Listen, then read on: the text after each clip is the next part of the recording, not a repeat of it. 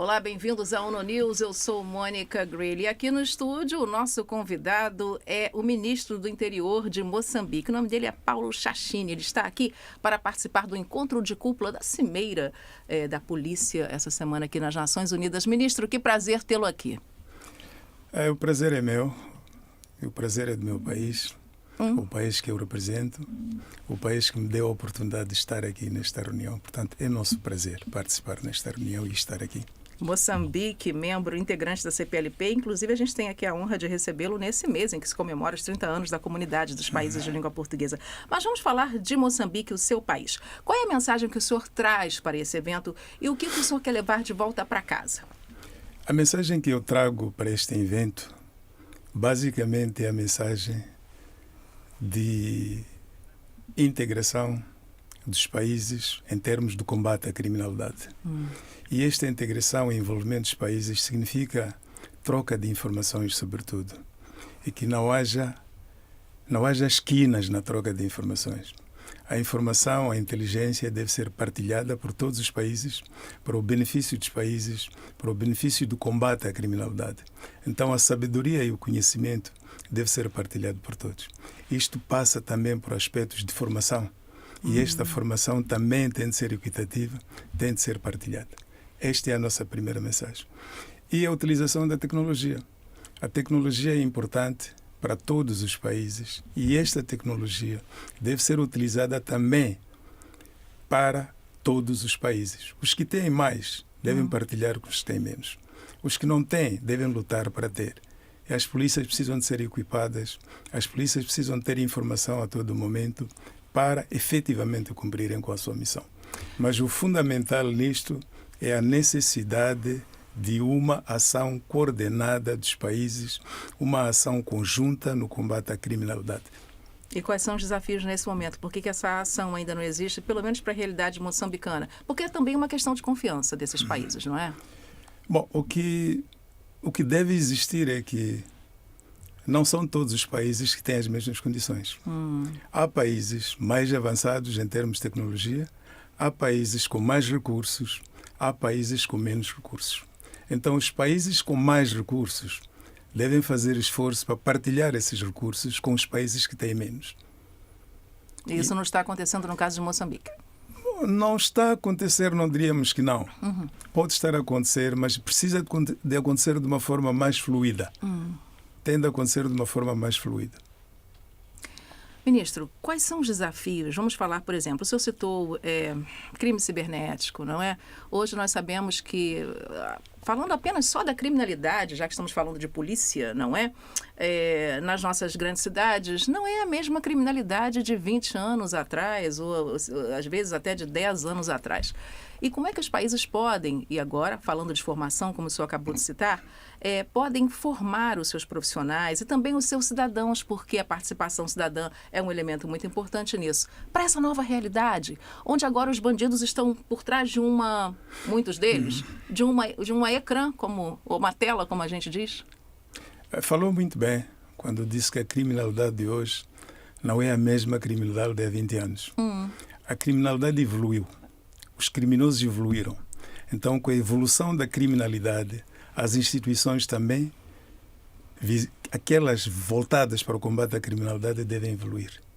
É preciso novos meios, é preciso nova tecnologia, é preciso novo entendimento, é preciso novas análises. O que não existia naquele momento deve existir hoje, tendo em conta as dinâmicas modernas da criminalidade. É por isso que nós dissemos que não há nenhum país que pode combater a criminalidade sozinho.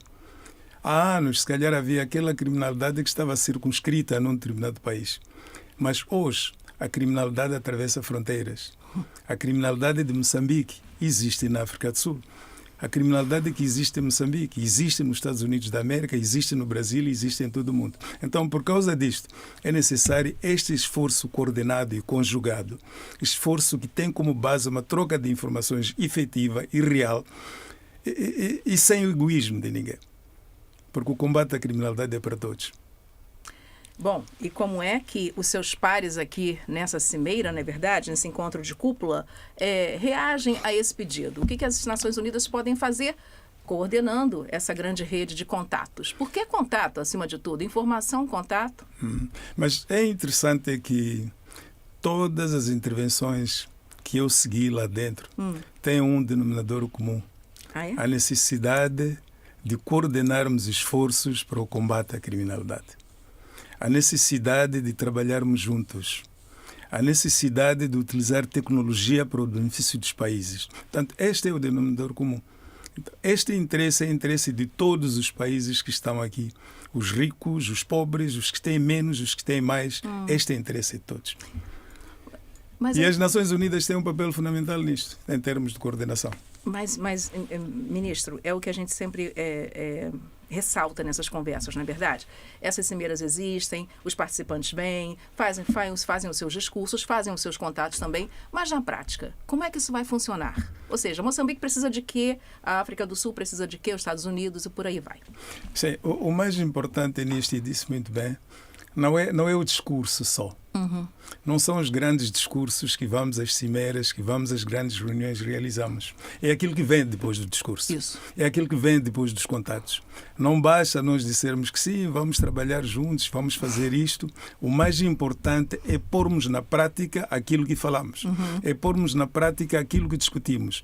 É pormos na prática aquilo que prometemos fazer. Eu dizia que nós, ao nível de Moçambique, por exemplo, ao nível da África, na nossa zona, nós temos uma organização que é a SADC. E nessa organização, as polícias coordenam de uma forma efetiva a realização de operações conjuntas, a realizações de operações simultâneas, há encontros bilaterais e há encontros ao nível da região. Mas isto não deve ficar apenas lá. É por isso que nós queremos não apenas nos limitarmos à região como tal, mas também a cooperação ao nível internacional, ao nível de outros países que estão distantes de nós. É interessante isso. Por quê? Porque alguns fatores criminais, alguns crimes, algumas atividades criminosas, não têm a sua partida na África do Sul, por exemplo, não tem a sua partida no Zimbábue, não tem a sua partida no Malawi, não tem a sua partida na Tanzânia, que são países que têm fronteiras connosco. Vêm de longe. Às vezes do outro lado do mundo. Então, esta cooperação tem de ser efetiva, não apenas aí na nossa zona, mas também deve ir um pouco para além. E temos essa cooperação. Cooperamos e trabalhamos com muitos países lá longe. Eu queria saber agora sobre a língua portuguesa. Como é que essa cooperação ocorre dentro da CPLP? Porque aí é fácil, né? É só pegar o documento lá, já está tudo na mesma língua. Ou não? Lá falamos a mesma língua. Falamos a mesma língua. E por causa dessa língua, a língua nos aproxima cada vez mais. E por causa dessa língua não temos dificuldades em nos entendermos. Entendemos-nos com muita facilidade. Mas esta cooperação também não deve ser só a nível da língua. Claro. Não deve ser só a nível da língua. É necessário que utilizemos esta língua, este veículo língua, para aprofundarmos mais aquilo que precisamos em termos de cooperação. O que ajudaria Moçambique nesse momento? Quer dizer, se o senhor tivesse um quadro ideal, saindo daqui com uma promessa de cooperação, como o senhor diz, de continuar o que foi discutido aqui, o que seria ideal para Moçambique nesse momento? Neste momento, o que Moçambique precisa é formação. É formação, é técnica, é equipamento, é isto que Moçambique precisa. Nós precisamos de formação. Precisamos de ter polícias formados. Precisamos de ter quadros formados ao nível dos outros países. É o que nós precisamos mais neste momento.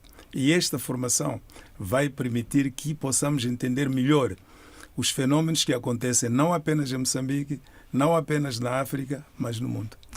Ministro Paulo Chachine, muito obrigada por essa entrevista, por conversar conosco e boa viagem de volta para o seu país. Olha, muito obrigado por esta oportunidade que tive aqui. Eu penso que não estou a falar consigo só, estou a falar com tantas outras pessoas que nos assistem.